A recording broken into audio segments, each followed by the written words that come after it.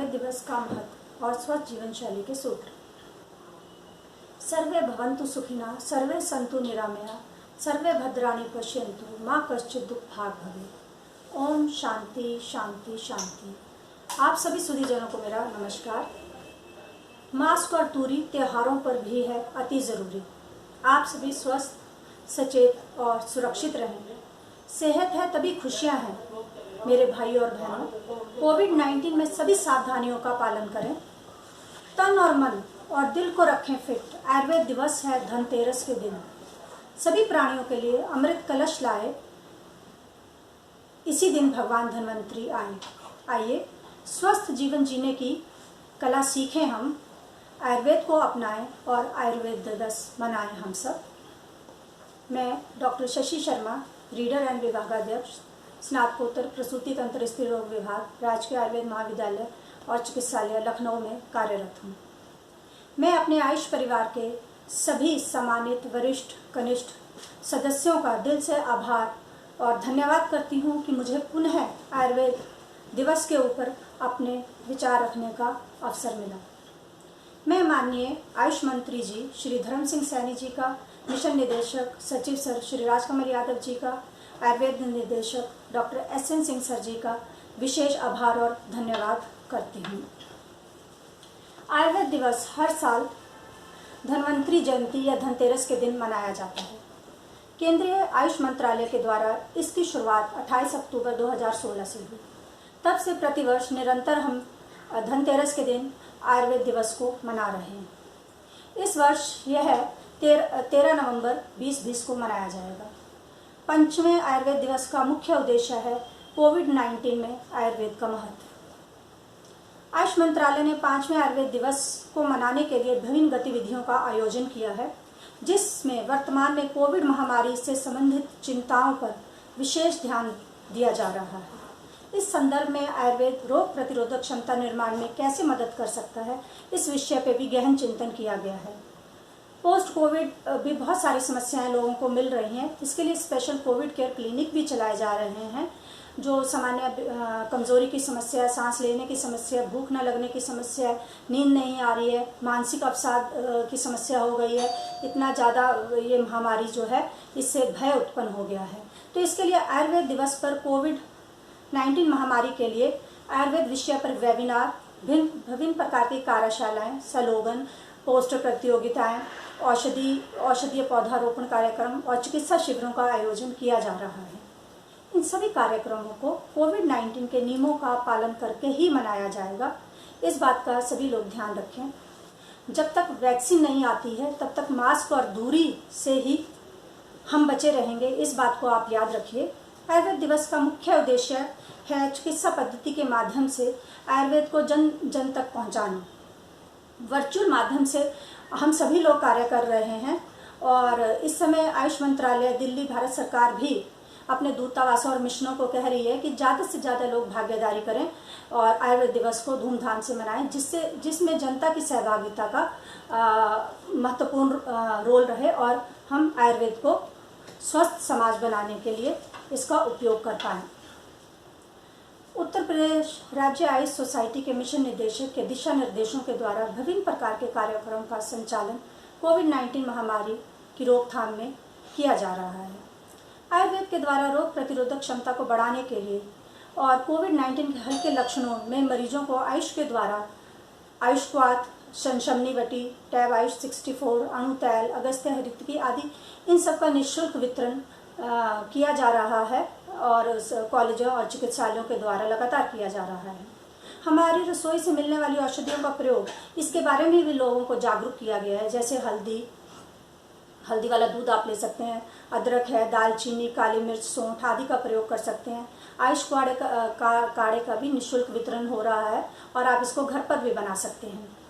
उत्तर प्रदेश सरकार के यशस्वी मुख्यमंत्री योगी जी के द्वारा आयुष कवच ऐप को जनता की सुविधा के लिए मई में लॉन्च किया गया था। इस ऐप के द्वारा आयुर्वेद के प्रयोग में होने वाली औषधियों से जुड़ी जानकारियाँ सरल भाषा में उपलब्ध हैं। आप इस ऐप को गूगल प्ले स्टोर से डाउनलोड कर सकते हैं और इससे जुड़ी जो स्वास्थ्य संबंधी घरेलू उपाय हैं या चिकित्सकों की देखरेख में जो भी चिकित्सा औषधियाँ हैं उनका प्रयोग इसमें बताया गया है।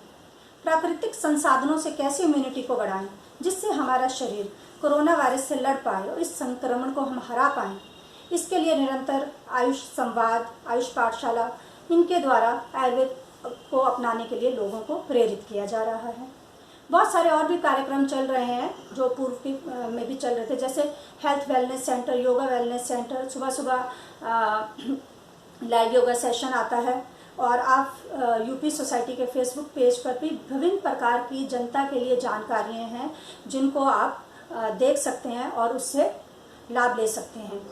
विभिन्न प्रकार के रोग, उनके लक्षण, उनकी रोकथाम में जीवन शैली के द्वारा कैसे हम उनको रोक सकते हैं, इसके लिए भी बहुत सारी सामग्री जनता के लिए उपलब्ध है और इससे जनता को निश्चित ही लाभ मिला होगा। रोगी अपने प्रश्न भी पूछ सकता है और विशेषज्ञों के द्वारा उन प्रश्नों के उत्तर भी दिए जाते हैं। अब इसी क्रम को आगे बढ़ाते हुए धनतेरस के दिन आयुर्वेद दिवस मनाया जा रहा है। तो क्या आप जानते हैं भगवान धन्वंतरी कौन है? धनतेरस के दिन ही इसे मनाने का क्या कारण है? इसके बारे में मैं आपसे कुछ बातें शेयर करना चाहती हूँ। हमारे शास्त्रों में अनेक आयुर्वेदाचार्य धन्वंतरी के नाम से मिलते हैं और 3 आचार्य मुख्य हैं। प्रथम है समुद्र मंथन से प्रकट हुए भगवान धन्वंतरी, दूसरे हैं अष्टांग आयुर्वेद का विभाग करने वाले वैद्य धन्वंतरी और तीसरे हैं सुश्रुत संहिता के आदि उपदेश देने वाले आचार्य काशीराज दिवोदास धन्वंतरी। ये प्रथम शल्य चिकित्सक भी माने जाते हैं। जैसे कि आप सब लोग जानते हैं, समुद्र मंथन से प्रकट भगवान धन्वंतरी को आयुर्वेद का जनक और आरोग्य का दाता कहा जाता है। इनका वर्णन रामायण, महाभारत, पुराणों और संहिता ग्रंथों में भी आया है। देवताओं और दानवों में एक समझौते के अंतर्गत समुद्र का मंथन किया गया। मंथन से पूर्व उसमें अनेक प्रकार की औषधियाँ डाली गई। इसी मंथन में अमृत कलश लिए हुए सशरीर भगवान धन्वंतरी कार्तिक मास कृष्ण पक्ष की त्रयोदशी को प्रकट हुए। भगवान धन्वंतरी को विष्णु का अवतार भी माना जाता है। ये आरोग्य, आयु, बल, वन आदि के देवता माने जाते हैं। रोगों से शरीर की रक्षा करने वाले, आरोग्य देने वाले देवता माने जाते हैं। मंथन के समय 14 रत्नों की प्राप्ति हुई। अमावस्या की रात को माँ भगवती लक्ष्मी जी का समुद्र से प्रादुर्भाव हुआ। इसलिए दिवाली से 2 दिन पूर्व धनतेरस को भगवान धन्वंतरी का जन्म दिवस मनाया जाता है, जिनकी 4 भुजाएं हैं और ऊपर की 2 भुजाओं में शंख और चक्र धारण किए हैं। नीचे की एक भुजा में जलूका और औषध और दूसरे में अमृत कलश लिए हुए हैं। आरोग्य और स्वास्थ्य के प्रवर्तक देवता भगवान धन्वंतरी को हम सब नमन करते हैं। इनकी प्रिय धातु पीतल है, इसलिए धनतेरस के दिन पीतल के बर्तन खरीदने की परंपरा है। अगर हम स्वस्थ हैं, अगर हमारी सेहत अच्छी है, तभी हम अपने सारी सुख सुविधाओं का उपयोग कर सकते हैं। तो भगवान धन्वंतरी से धनतेरस के दिन हम स्वास्थ्य की कामना करते हैं और स्वस्थ रहने के लिए आयुर्वेद, जो कि आयु का विज्ञान है, आप सब उसको समझें और अपने जीवन में उतारें और स्वस्थ और सुखी जीवन जिएं। दीर्घायु और स्वस्थ जीवन के लिए अगर हम चाहते हैं कि हम दीर्घायु रहें, स्वस्थ जीवन रहे, तो उसके लिए संयमित और नियमित दिनचर्या, रात्रिचर्या, ऋतुचर्या का पालन हमें करना होगा। रेगुलेटेड और डिसिप्लिन लाइफस्टाइल से ही हम स्वस्थ रह सकते हैं। आज की भागदौड़ में इतनी ज़्यादा स्ट्रेस है कि आदमी के पास खुद ही अपने लिए कुछ करने का समय नहीं है। पर अगर हम आयुर्वेद के सिद्धांतों का अपनाते हैं, और आयुर्वेद का प्रयोजन भी यही है कि स्वस्थ पुरुष के स्वास्थ्य की रक्षा और रोगी व्यक्ति को रोगों को दूर करना है। धर्म, अर्थ तथा सुख आदि का साधन क्या है? आयु। अगर हम आयु की कामना करते हैं तो हमें आयुर्वेद के उपदेशों का श्रद्धापूर्वक पालन करना चाहिए। तो कुछ नियम बताए गए हैं, कुछ आचरण बताए गए हैं। अगर हम नित्य उनका सेवन करते हैं या पालन करते हैं तो हम स्वस्थ रहेंगे, जीवन की रक्षा होगी और हम श्रेष्ठ आयु या दीर्घायु को प्राप्त होंगे। तो आप सब जानते हैं, इतने दिनों से ये सब प्रोग्राम चल रहा है, आयुष संवाद चल रहा है, बहुत लोग बता भी चुके हैं। फिर भी मैं आपको एक बार फिर से जागृत करने के लिए मैं स्वस्थ जीवन के कुछ सूत्र आपसे शेयर करना चाहती हूँ। जैसे कि हमें कब उठना चाहिए? तो सर्वप्रथम हमें ब्रह्म मुहूर्त में उठना चाहिए, सुबह उठना चाहिए। सूर्योदय से 48 मिनट पहले हमको बिस्तर छोड़ देना चाहिए। इसको अमृत वेला भी कहते हैं। ये अमृत तुल्य है। इस समय विद्यार्थियों के लिए श्रेष्ठ समय स्वाध्याय का, ज्ञान का, ध्यान का, धारणा का। जो बच्चे सुबह जल्दी उठते हैं और इस समय पढ़ते हैं, उनको देर तक जो भी वो पढ़ते हैं देर तक उनके स्मृति में रहता है, उनकी मेमोरी बूस्ट होती है। इस समय वातावरण भी शुद्ध और शांत होता है और पर्याप्त नींद के बाद मन में उमंग और उत्साह होता है। तो इस समय सत्गुण की प्रधानता होती है और जो भी आप संकल्प करते हैं, जो भी आप चाहते हैं अपने जीवन में, अगर आप सुबह उठ के उनको एक बार उनका ध्यान करेंगे तो निश्चित ही आप अपने संकल्पों को पूरा कर पाएंगे, आपको अपने संकल्पों की सिद्धि होगी। अमृत वेले और प्रकृति का भी बहुत अच्छा गहरा नाता है। इस समय मंदिरों के कपाट खुल जाते हैं, वातावरण में पॉजिटिव वाइब्रेशंस होती हैं और प्रकृति भी चेतन होती है और इसलिए यह हम सभी के लिए उठने, जागने और अपने लक्ष्य को प्राप्त करने का श्रेष्ठ काल है। वैज्ञानिक भी मानते हैं कि इस समय कॉर्टिसोल हार्मोन का स्तर सबसे अधिक होता है। यह हार्मोन हमारे शरीर की समस्त क्रियाओं, मेटाबॉलिज्म को नियंत्रित करता है और हमें स्वस्थ रखता है। अब आगे बात करते हैं कि शरीर और मन को कैसे स्वस्थ रखें। जैसे कि आप सब लोग गूगल का बहुत उपयोग करते हैं, आजकल सब लोग जानकारी सबके पास बहुत ज़्यादा है पर थोड़ा फॉलो कम करते हैं। इसलिए मैं आपको कहना चाहती हूँ, अगर आप स्वस्थ रहना चाहते हैं तो सुबह जल्दी उठिए और सुबह जल्दी उठने से हैप्पी हार्मोन्स का सिक्रीशन शरीर में होता है, जिनको हम जैसे कह सकते हैं ऑक्सीटोसिन, डोपामिन, सेरोटोनिन आदि। अमृत वेले उठकर कुछ समय आप अपने आप को भी दीजिए, अपने ऊपर भी आधा घंटा लगाइए। ऐसा नहीं कि आप सुबह उठे और तुरंत रसोई में चले गए, नहीं, आप थोड़ा सा समय अपने आप को दीजिए। आपको दिन भर क्या कार्य करने हैं उनकी एक लिस्ट बनाइए और उनको पूरा करने का संकल्प लीजिए। इससे आपके शरीर में हैप्पी हार्मोन्स का सिक्रीशन होगा, आपको फील गुड होगा, अच्छा लगेगा, दिन भर आप ऊर्जा से ओतप्रोत रहेंगे और अपने सारे कार्यों को ठीक से कर पाएंगे। एक्सरसाइज करने से सेरोटोनिन का स्राव होता है, ये शरीर को हल्का करता है और मन को प्रसन्नता की इससे प्राप्ति होती है। खुश रहने से, अपनी पसंद के कार्य करने से ये हार्मोन्स बूस्ट होते हैं। इसलिए सबको प्रसन्न रहिए, जो भी हालात हैं उनमें भी आप कोशिश करिए कि हम अवसाद की ओर ना जाएं और प्रसन्न रहें। दूसरी बात, सुबह के समय वायुमंडल जो है प्रदूषण रहित होता है। इस समय प्राणवायु व ऑक्सीजन की मात्रा सबसे अधिक होती है, जो फेफड़े और हृदय के लिए अत्यंत लाभदायक है। प्रातःकाल उठकर अनुलोम विलोम करना, योगासन करना, डीप ब्रीदिंग करना, ध्यान, मेडिटेशन करना से हम दिन भर ऊर्जा से संपूर्ण रहते हैं। टहलने से शरीर में संजीवनी शक्ति का संचार होता है। जब भी आप व्यायाम करें या कोई भी श्रम करें तो सुबह के टाइम तो अपनी शक्ति के अनुसार ही करें या उससे आधा करें। वॉकिंग आप कर सकते हैं, रनिंग कर सकते हैं। जिसको साइकिल चलाना पसंद है वो साइकिल चला सकता है, ये भी एक अच्छी एक्सरसाइज है। इससे सारे जॉइंट्स की मूवमेंट होती है। जो बच्चे घर में ही रहते हैं, बाहर नहीं निकल पा रहे हैं, वो रस्सी कूदना या स्किपिंग कर सकते हैं। इससे भी होल बॉडी एक्सरसाइज हो रही है, तो इससे उनको अच्छा लगेगा। प्रातःकाल के समय और रात्रि का ये अंतिम प्रहर होने से इस समय वात की वृद्धि होती है, जिसके कारण मल मूत्र के जो वेग हैं वो स्वतः ही आसानी से बाहर निकल जाते हैं। तो अमृत वेले में उठने वाले लोगों को प्राय देखा गया है कि कॉन्स्टिपेशन की समस्या कम पाई जाती है। तो जिनको ये समस्या है वो सुबह जल्दी उठें और इसको अपनाएं अपने जीवन में। रात में सोने से पहले तांबे के पात्र में जल रख दें। सुबह उठकर इसको पीने से जिनको भी पेट की समस्याएं हैं उसमें उनको लाभ मिलेगा। तांबे के बर्तन में रखा पानी स्वतः ही शुद्ध हो जाता है और इसमें कॉपर भी ट्रेसेस में मिलता है, जो हमें एंटी इन्फ्लेमेटरी प्रॉपर्टी है, जिससे जोड़ों के दर्द, सूजन आदि में राहत मिलती है और लाभ मिलता है। इसी क्रम में आगे बढ़ते हुए प्रातःकाल प्रतिदिन उष्ण जल का पान भी आप कर सकते हैं।